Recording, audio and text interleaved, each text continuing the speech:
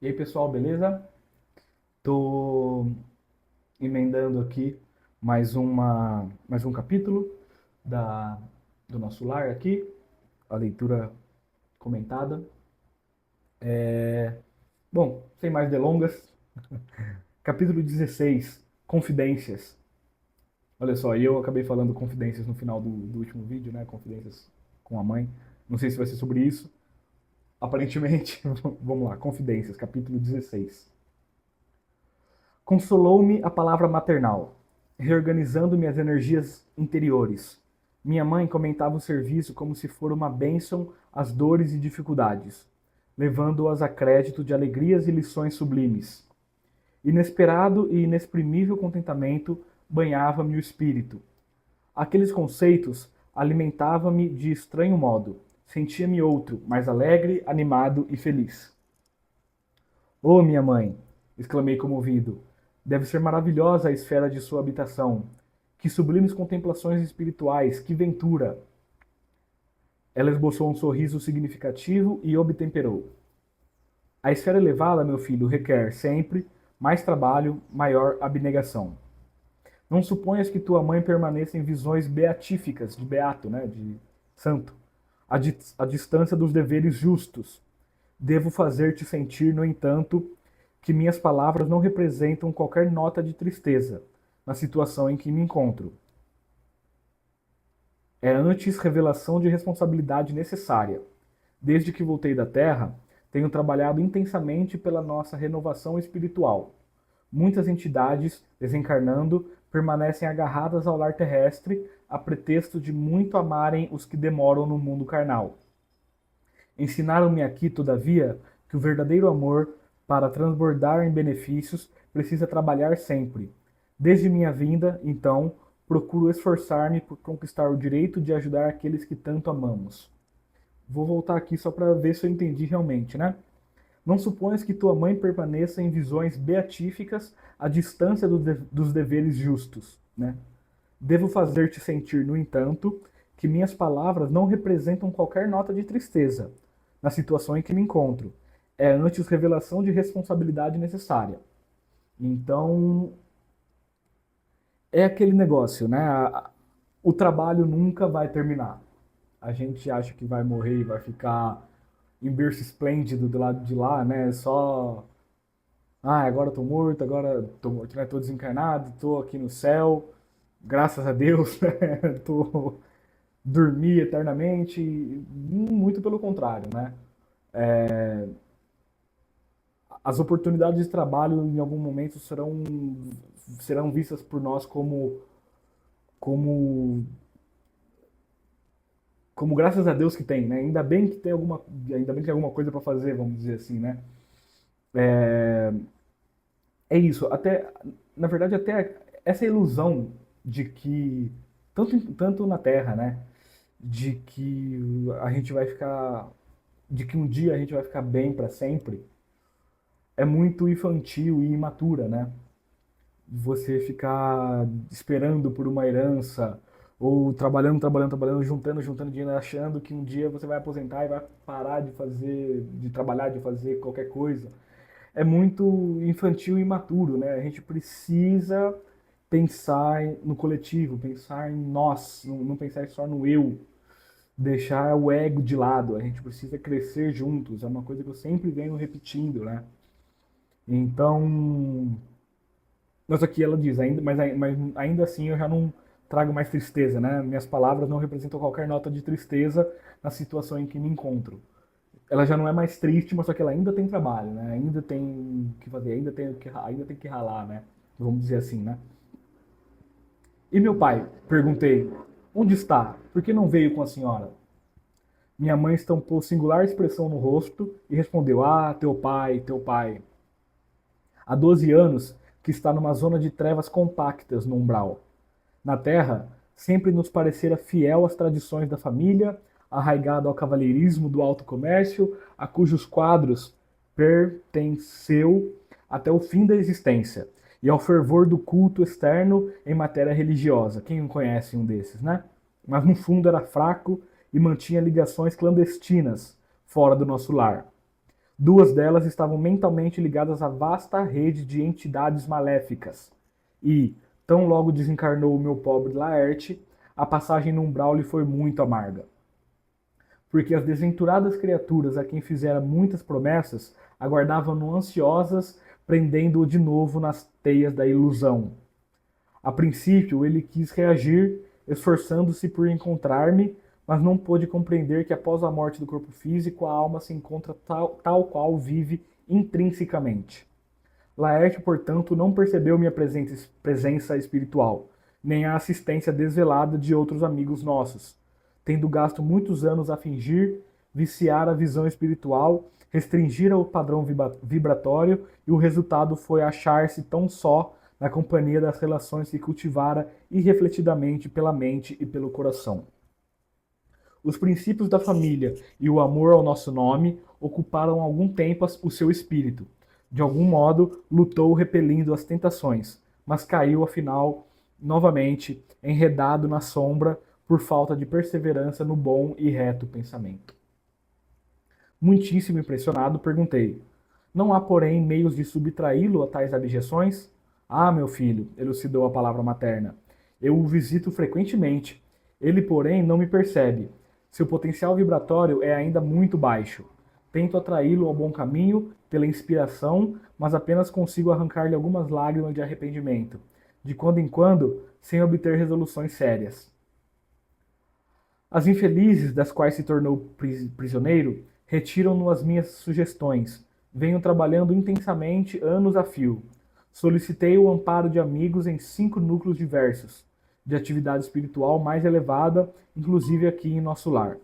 Certa vez, Clarencio quase conseguiu atraí-lo ao Ministério da Regeneração, mas debalde, né? Sem conseguir, né? Não é possível acender luz em candeia sem óleo e sem pavio. Precisamos da adesão mental de Laerte para conseguir levantá-lo e abrir-lhe a visão espiritual. No entanto, o pobrezinho permanece inativo em si mesmo entre a indiferença e a revolta. Depois de longa pausa, suspirou continuando. Talvez não saibas, ainda que tuas irmãs Clara e Priscila vivem hoje igualmente no umbral, agarradas à crosta da terra. Sou compelida a atender às necessidades de todos. Meu único auxílio direto repousava na cooperação afetuosa da tua irmã Luísa, aquela que partiu quando eras pequenino. Luísa esperou-me aqui muitos anos. Foi meu braço forte nos trabalhos ásperos de amparo à família terrena. Ultimamente, contudo, depois de lutar corajosa a meu lado, em benefício de teu pai, de ti e das tuas irmãs, tão grande é a perturbação dos nossos familiares ainda na terra, que voltou a semana passada a fim de reencarnar entre eles, num gesto heróico de sublime renúncia. Espero, pois, que te restabeleças breve, para que possamos desdobrar atividades no bem. É a reação que eu tenho, né? A irmã, num gesto de renúncia, num gesto heróico, reencarnou na mesma família para ajudar mais uma vez. Imagina como deve ser difícil, né? Você tá desencarnado, tá do lado, já tá numa colônia, né? Entendendo como o coletivo é maravilhoso, como tudo funciona bem, e você tem que reencarnar na matéria, sofrer de novo, sentir, né? Enfim, assombravam-me as informações e a mãe pedindo, espero que te restabeleça para a gente lutar junto de novo aqui, né? Para que possamos desdobrar atividades no bem. Olha que legal, né? Vamos lá. Assombravam-me as informações referentes a meu pai. Que espécie de lutas seriam as dele? Não parecia sincero praticante, não parecia sincero praticante dos preceitos religiosos, não, não comungava todos os domingos? Enlevado com a dedicação maternal, perguntei: a senhora, entretanto, auxilia o papai, não obstante a ligação dele com essas mulheres infames? Não as classifique assim, ponderou minha mãe. Dize antes, meu filho, nossas irmãs doentes, ignorantes ou infelizes. São filhas de nosso Pai, com P maiúsculo, né, Deus, igualmente. Não tenho feito intercessões apenas por Laerte, mas por elas também. e estou convencida de haver encontrado recursos para atraí-los todos ao meu coração. Pelo amor de Deus, mano, que mulher essa mãe do André Luiz, né? Ele falou assim, essas mulheres infames, ela falou assim, não fala assim, elas são apenas irmãs, mas menos evoluídas, né? Espantou-me a grande manifestação de renúncia. Pensei subitamente em minha família direta. Senti o velho apego à esposa e aos filhos queridos. Perante Clarencio e Lísias, deliberava sempre recalcar sentimentos e calar indagações, mas o olhar materno encorajava-me. Alguma coisa me fazia sentir que minha mãe não se demoraria muito tempo ao meu lado. Aproveitando o minuto que corria célere, interroguei: a senhora que tem acompanhado o papai devotadamente, nada poderá informar relativamente a Zélia e as crianças? Aguardo, ansioso, o instante de voltar a casa a fim de auxiliá-los. Oh, minhas imensas saudades devem ser igualmente compartilhadas por eles. Como deve sofrer minha desventurada esposa com esta separação? Minha mãe esboçou um sorriso triste e acrescentou: tenho visitado meus netos periodicamente, vão bem. E depois de meditar alguns instantes, acentuou: não deves, porém, inquietar-te com um problema de auxílio à família. Prepara-te, em primeiro lugar, para que sejamos bem-sucedidos. Há questões que precisamos entregar ao Senhor em pensamento antes de trabalhar na solução que elas requerem.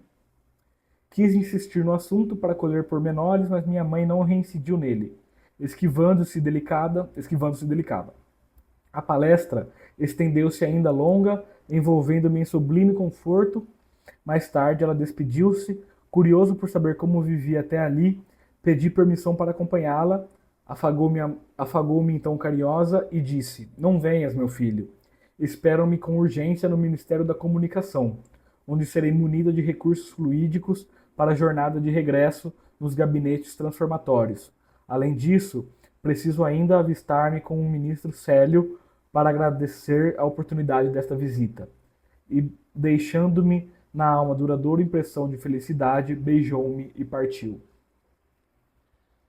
É isso, mais um capítulo com a mãe do André Luiz. É, não lembrava, ela tá.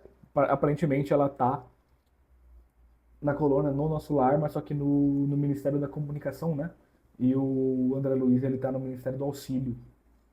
E se eu bem me engano, se eu não me engano, se eu bem me lembro, o Ministério da Regeneração e Auxílio são aqueles ministérios que ainda os habitantes eles ainda têm os velhos hábitos da alimentação, né? Então das comidas e bebidas, vamos dizer assim, e todos os outros, que é comunicação, união divina e não lembro qual, eram cinco, eram seis, não lembro quantos eram agora, enfim, todos eles já não tinha mais alimentação, né? Já não tinha mais alimentação, era só água e fluidos do sol, né? Então, então com certeza a mãe dele está um pouco mais evoluída, né? É, e o pai, uma figura uma figura bem conhecida no nosso meio terreno aqui, né? Aquele que vai pros cultos só por ir, só para fazer um papel do para a sociedade, né? Mostrar para a sociedade que é católico, que é evangélico, que é espírita, inclusive, né? Muitos espíritas também estão envolvidos, estão inseridos nesse papel, mas que no fundo não entendem muito ainda do realmente do amor divino, da verdade, né? Então, mais uma vez que abramos os nossos olhos enquanto há tempo, né? Beleza, turma? Obrigadão por mais uma. Que assim seja.